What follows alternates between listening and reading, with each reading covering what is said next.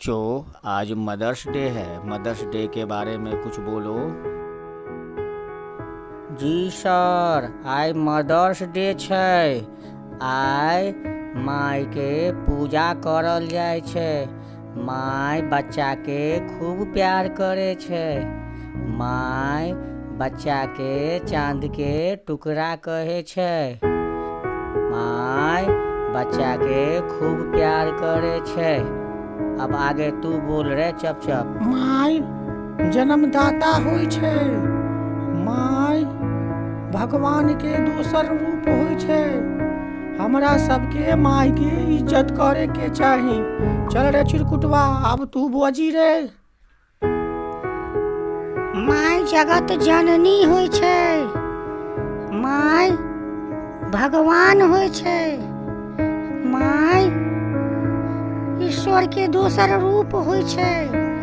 कियो मास्टर साहब, हम सही बाजलू न यौ? हाँ बौआ सब, अहाँ सब जते बात कहलिए सब सही कहलिए। माय भगवान के दोसर रूप होइ छै।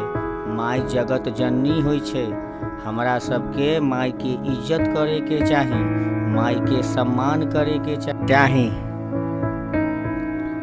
अहाँ जते बात बाजलिए सर, हमरा सब समझ में आबि गेल। आइ से माय के सब इज्जत करते, सब सम्मान करते, माय से सब प्यार करते।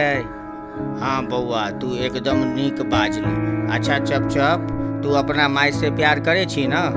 हाँ सर, हम अपन माय से बड़ प्रेम करे छिए। हमर माय जखनी हमरा पर खिसियाल तो हम अपन कान पकड़ के उठक बैठक कर लेलू, लेकिन माय के हम हंसा देलू। हाँ सर, ऐसे हमू गलती नहीं करबे।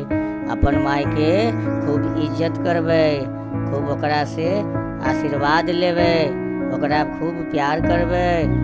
कते नीक बौआ छी तू सब। तो ऐसे ध्यान रखिए कि हमेशा माय के सम्मान करे के, इज्जत करे के, माय के प्यार करे के, माय के कभियो घर से बाहर नहीं निकाले के।